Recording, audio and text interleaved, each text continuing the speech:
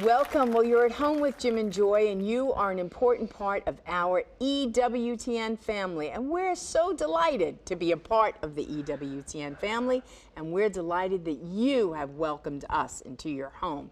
Now, we want to hear from you, so send us an email with a question or a comment to jimandjoy@ewtn.com. And today we're going to have a lovely show with Michelle Nash, who is the president of the Catholic Women of the Chapel at the Redstone Arsenal right here in Huntsville, Alabama. You can go to facebook.com/Redstone Arsenal Catholics. And so she's going to talk about this beautiful organization that really ministers to women who are in the military, whose spouses, right? Active duty, right? Or they're spouses of men in the military. And the great sacrifice that they make, and how to keep their faith alive. So we're excited about that. She's going to have a great show with us. And Joe, we had a beautiful meal on Sunday that you made, and I wanted to show the picture of it. I took a picture of the table You did. right before you served so it. Cute. So we didn't show it on Monday, so I wanted to show it today. We have such beautiful meals on Sunday. We had Rebecca and Nathan's family over with the 8 children. And so what did you make that day? I made a good Italian sauce, and there was a day in my life I could cook on the same day and have people over and do all that. I can't do that anymore. Now I have to cook like the day before and get it all ready, and so we made a great red sauce. Sauce is the key. You gotta have a good red sauce. rolled the meatballs. I did about You 30 said, hey, meatballs, how can I 35 help? And I said, well, why don't you roll those meatballs together? So we had all the ingredients in there. You did the meatballs and good Italian sausage, great rigatoni, ricotta. It was just a lovely meal. And I love cooking for I love cooking for any of my children and grandchildren, but especially the Wrights, because they can put food away. And I like cooking for people who like to eat. It's no fun cooking for people who don't like to eat. So it was fun. What do we have for dessert? Pies. I don't bake. And I didn't want my daughter Rebecca of 8 to do anything, so we just went to the store and we got some pies. And they were delicious pies. It was a coconut pie and some chocolate swirly, lovely pie. It was great. But the deal was right before the meal. Now, Rebecca has 8 kids, and they just came from Mass, and Josiah came in, and he's just going through a little difficult time right now. And so How old is he? He's 2, he'll be 3 in November. So for whatever reason, he's been vomiting. And so right before the meal, everyone comes ushered in, and Josiah just projectile vomits, like on the floor, all over the place. You have this fabulous meal, everything. The men cleaned it up, The too. men, you were on your hands and knees, and Rebecca's husband. I mean, what are you going to do? And we're family. It happens in family. So right before the prayer, I thanked everybody for being there except him. Right. The kids got it. It was so cute. And they'll find out what's going on with beautiful Josiah. The best laid plans of mice and men, so you can lay it all out. It doesn't always turn out the way. Yeah, it's life. It happens. Chapel at Redstone Arsenal. Go to facebook.com/Redstone Arsenal Catholics. How we need to appreciate our people in the military and their families. We'll be right back. Plenty more to come. Don't go away.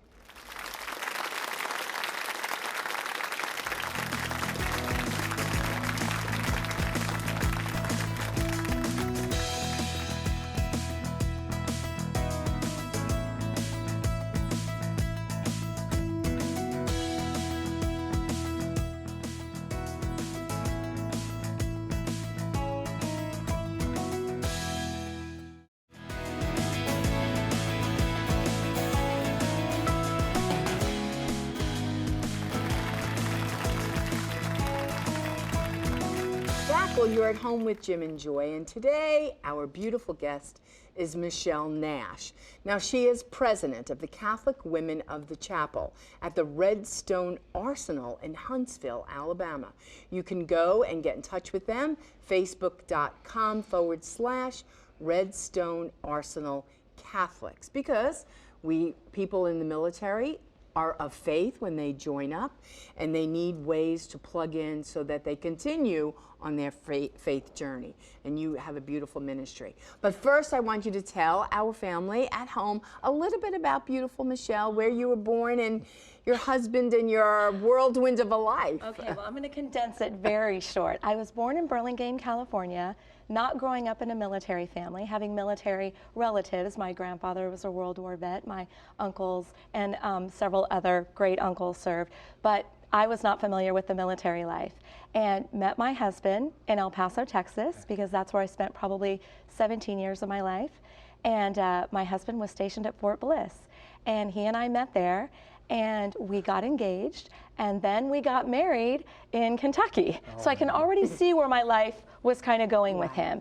We got married in Kentucky, and the minute I said yes, which was not a reluctant yes, but one that I really did pray about, because my husband was very honest right off the bat and said, I'm asking for you to give up a lot of who you are, because I'm being very selfish. As a military soldier, I need you to not be about you as much anymore, but it's got to be about me and the country. And at first I didn't know how to take that, because he didn't know if I could really live that life. Right. But a fiat is a fiat. And every time I ever had that question of where things were going, I went to that fiat, and so it served me well.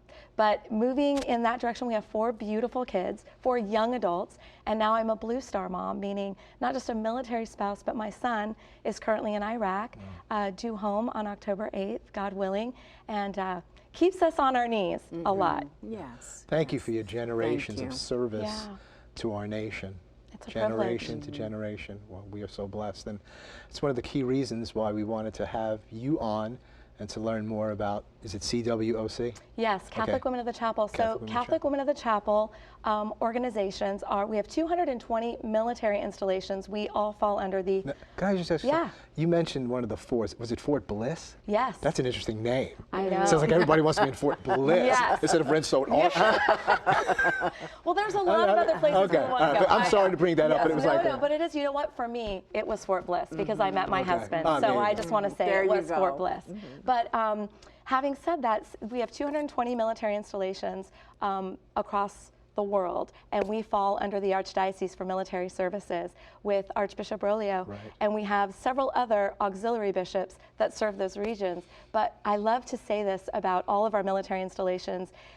We are the only diocese in the entire world where the sun never sets on the Eucharist. The Archdiocese. The Archdiocese. You know, where you're the Diocese of Birmingham or other areas, you know, you go to bed, Eucharist, maybe you have perpetual adoration, but we're on watchful duty, right? Our military is in all of the different time zones. So these CWOCs serve our military installations with the Catholics that are there. But I don't just say the Catholics, because we share our chapel with Protestants and other faith denominations, because we are the chapel command. Our chapels don't say St. Mary's. We claim a name, but it's usually Bicentennial Chapel or Main Post Chapel. And so we have the unique privilege, not just in our own faith, to evangelize, but holding open that door for that Protestant walking in. Yeah, talk about coming together in unity out of the necessity and the need of a space. So that's a beautiful, beautiful thing, but I would imagine that it's not without some changes and sacrifices and so, because you're saying everybody worships in that same chapel. You don't necessarily worship at the same time. No, we don't worship at the same time. And so how does that work actually? So we have a schedule. So it might, like in our case, it'll say 8:30 Catholic Mass, and then immediately at 10 o'clock is our Protestant, and then maybe at 11 is the Contemporary, and then maybe at 3 is the Gospel. Just using that it just kind of branches out where you're using it for the different faith groups. In one location, I was a president for the Catholic Women of the Chapel of Picatinny Arsenal in New Jersey, and we had a very small chapel, and I'll never forget the day they were like, Miss Nash, can we get you to get the keys? Can you take the menorah out for the rabbi? And can you open up the back door for the Muslims to get their prayer rugs? And oh, by the way, the Chinese Bible study is going to use the other activity center. And I remember walking into that chapel like, it's unity and charity, living it out without anyone compromising their faith.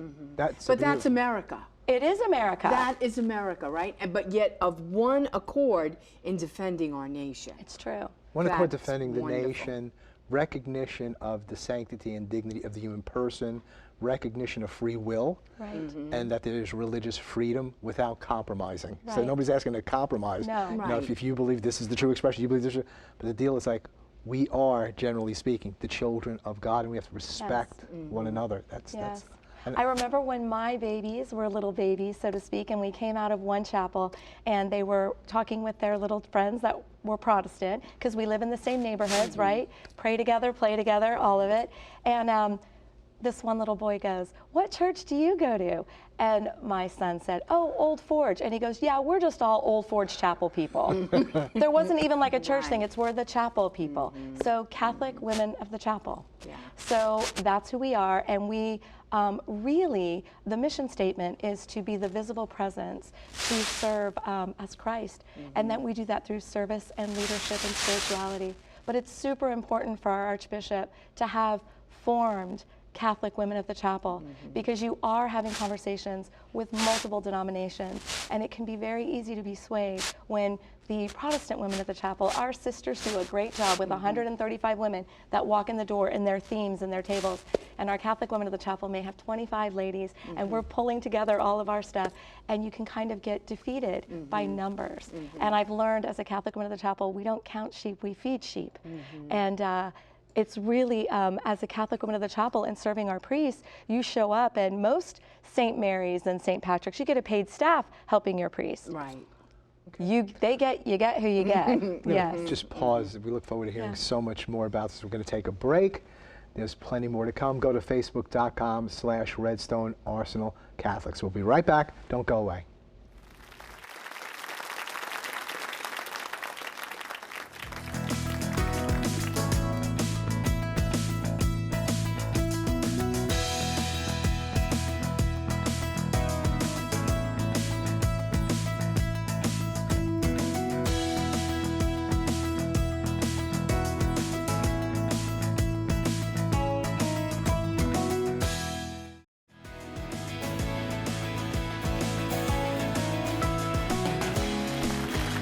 Well, we're having a wonderful show with Michelle. Now, if I just joined, I just got married, and I have to leave father, mother, sister, brother. I'm going to another state. Let's say I'm still in the United States, but I'm in another state. You moved how many times? 16 to 19 times in 25 years? Yes.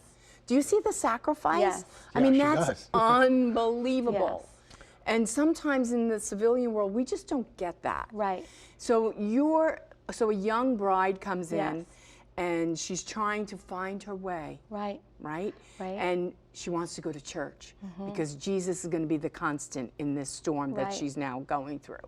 How does she plug into you all? So the first thing, well, I say this all the time, I think a lot of our churches, and being in the South now, Chick-fil-A does a better job in hospitality than some of our churches. Right. So we realize, especially when these women are coming in, there is a sense of belonging they're searching for. So to really pay attention, really pay attention to those women that are coming in. The first thing you want to do is invite them. And who's able to come to a Catholic Women of the Chapel meeting? Anyone that's military affiliated, that's a woman sitting in that pew. The beautiful thing is, you just mentioned, we have these young women that are just either getting married or they're active duty themselves, but we also have our spouses that have been there for a while, but we have our retirees, our retirees that have grown up in this community and they feel a belonging, and we have our foreign-born widows. That's who makes up our CWC. So this young bride comes in and we want her to plug in, first of all, of meeting her right where she's at. So the Catholic Women of the Chapel offers Bible studies, First Friday programs, ladies' nights out, if you will. You know, things that we're trying to get them to plug in. Now, let's say I've been part of CWC for maybe 6 or 7 years, and I've had a great experience, and I really love doing it. This is what it now will look like. When my husband gets his orders, and now I'm headed to Redstone Arsenal, I'm going to sit down and go, where's the Catholic Women of the Chapel group? Right. Who gets me? Right. Because they are my life source. In the military, it's the chain of command. CWC is the chain of concern. So that's what we want. Get them plugged in so that they have their own resuscitation, their air mass. Yeah. You mentioned these women who are now widows. Yes. And I would think that they would be going to a church someplace else, a different parish. Why are they still in your community? It is the connection. You know, you think about what they've lost and who they've lost, and to be a part of something so precious, to still cling to that belonging, and to also that it's an honor for them. It means everything to them. I feel like they're the tightest two women you know what? They're not there to take over things. They just want to be included. They want to be a part of, to tell their story. Speak to us about the women who are in active duty. Yes. Okay, so I'm just trying to figure this out. If they're in active duty, what is the ministry of the Catholic women of the chapel when this person is away?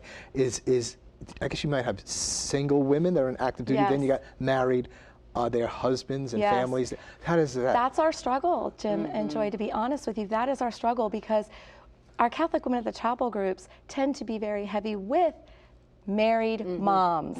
Or retirees and those foreign-born widows. So getting the active duty soldier who comes in and she's maybe 18 to 24 and she shows up and she's not in that phase of life, what are we offering her? And that's what we really work hard to do. Okay, so maybe we have to do some, like, where we order food in and we're going to do a lunch and learn, because they have lunch from 11:30 to 1. We do mass at 12 o'clock. Get them in so that we can feed them, you know, with food and feed their souls. So it's a bit challenging, and I don't think that any Catholic women of the chapel group has it right, but we are a place for them. Where we hope they get plugged in is in the parish life, serving the priest. Yeah. Speak to us about serving the priest or the priest. We all know that we have a clergy shortage. So are these full-time chaplains that are there, or how does this work? Who are the priests that are there? So many of our military installations have active duty priests, and we are so fortunate. But let's be honest, really why we have active duty priests are to go be with our soldiers. So the families sometimes lack that pastoral care, but this is where diocesan relationships and Catholic women of the chapels should really have a good relationship outside the gates, because you can get your diocesan priest to be contracted, because the commands where you live have a duty and an obligation to meet your religious demands. So they support that. So serving our priests, it's really funny because we like to use the word discernment a lot, meaning anything you do, you shouldn't be a volunteer, you should be called. That's a disciple. But you don't have that in some chapels. A priest just looks at you and goes, I need you. You're going to do it. And if we're CWC ladies saying our mission statement is to be the visible presence of Christ, to say yes to our priest, you say yes to your priest. And it can be very challenging. And I think of a story that this is a funny story, and it's one that I'll never forget, nor my husband. We had just landed in Heidelberg, Germany. My kids are jet lagged. I was like, keep the kids up. We went to this little park, but right by the park on Patrick Henry Village in Heidelberg, Germany, was a little chapel. I said, I'm gonna go in and get all of the chapel things. Well, 45 minutes later, I came back out because daily mass was going on. So I took a seat, and all of a sudden I look at the priest, who I knew at Picatinny because he was up at West Point, and after mass he goes, Michelle Nash, you, come. I walked out of there, and my husband goes, what took so long? And I said, Father Jerry was in there, and I'm the new president of the CWC of Heidelberg. And literally my husband went, you went in to get schedules. I said, I know, but I don't even know what I'm gonna do. But I couldn't say no to Father Jerry because he knew me, and he knew that I was gonna say yes. And I think that's what they're looking for. One wonderful, wonderful chaplain that got to serve us as Catholic women said, when you go into your chapel, just ask your priest, what do you need? And all of us, in whatever condition, state in life we find ourselves in, you know, we always want to be on the receiving end. And sometimes our healing, our belonging, our fitting in is in serving and doing and giving, right? It's true. And it's like, Lord, really, do I have to lose my life? Like nothing comes my way? No, nothing comes your way. Just keep giving and giving. Military women, in my experience, are the most giving. I call them go-givers. They are generous. I mean, you think about this, they're already sacrificing, yet somebody else will come in and there's a need and they make it happen. They make it happen. It's such a wonderful thing to witness. We had a dear friend in our parish, and if there was anything you wanted done, you would know you were going to go to that military girl, because she was going to get it done in a second flat. And be happy to do it. Be happy to do it. And what a servant's heart. That's right. And so so you want to bring the other women into that to say, this is who we are. Yes, we have needs. God, eventually, he does go around meeting all of our needs, but it's not about us anyway. It's all about serving him. That's the whole point, right? It's to create an environment where women, I mean, let's be honest, we can have a lot to complain about when we come to our CWC meetings. And I think for a lot of us as being military spouses, or even in the military, it's easy to commiserate. Misery loves to commiserate with each other and go down that rabbit hole. The key that we're there to do is to give the best news that God had to say, right? Is like, go and make disciples of all nations. You know, I've already done everything right. You just need to follow me. We have to encourage them that they're in this spiritual warfare. We really are in the army of God. Literally, we are. I'm wondering, not to commiserate with misery, but what are some of the key issues that these women deal with? I know some marriages. And I can say that because in serving our priests, I ask the priests, when you take the responsibility of working in your Catholic Women of the Chapel group, one of the things you want to do is make sure that information that your spouses, your group is needing is relevant. And when I ask priests, could you help me figure that out? They'll always say, make sure there's vices and virtues. Make sure there's marriage content. They've said, several priests have said, what is paying the consequence right now in our military are the marriages and the families. Yes. So the remedy in that is to bring them close to the cross, right? And to allow another thing that we offer is, in our world today, there's so much judgment on women. Do I work? Do I stay at home? Right? Do I have one child? Do I have 10 children? The CWOC is a safe place where women are coming to not be judged, but where they can truly grow into their feminine genius. Really. Powerful. Beautiful. And to be encouraged all along the way. All the time. You know, and that, you know, it is a great sacrifice. And you think about that, what you give up and how you have to share and how you have to come to the end of yourself. And it really is, when you lose your life, you will find your life and you will find your true, authentic self. But it isn't in dying to ourselves. That's right. And whether we're in full garb of military, where we're the military spouse suffering on the sideline, and so are our children. And what a great sacrifice that is. And you know, it is so easy for our military families to move somewhere and go outside the gates to these local parishes where everything is being given to them. But I beg and I ask people to stay behind the gates. It is such a blessing to be able to serve in such a way where you have to close up your Stations of the Cross and turn your crucifix around because the Protestants are coming in, and close up Our Lady of the Closet. But you're serving in a way that you could never be serving again, that once you experience that serving, you never want to fall flat in it again. Beautiful. It's a great, great experience and encounter with our Lord. Well, thank you. You're a wonderful spokesperson for this great movement. Thank you. And we'll continue this on Friday, hear more about what's going on in the concern for the women in the military, active, and spouses, and what's being done. You can go to facebook.com/Redstone Arsenal Catholics. Joe, why don't you do the EWTN? Okay. Well, don't forget that this Saturday, September 21st, the EWTN Family Celebration is going to be in Denver, Colorado. Now, this great free family activity will feature great speakers, confession, adoration, and mass with Bishop Jorge Rodriguez, and who is the auxiliary bishop of Denver, Colorado.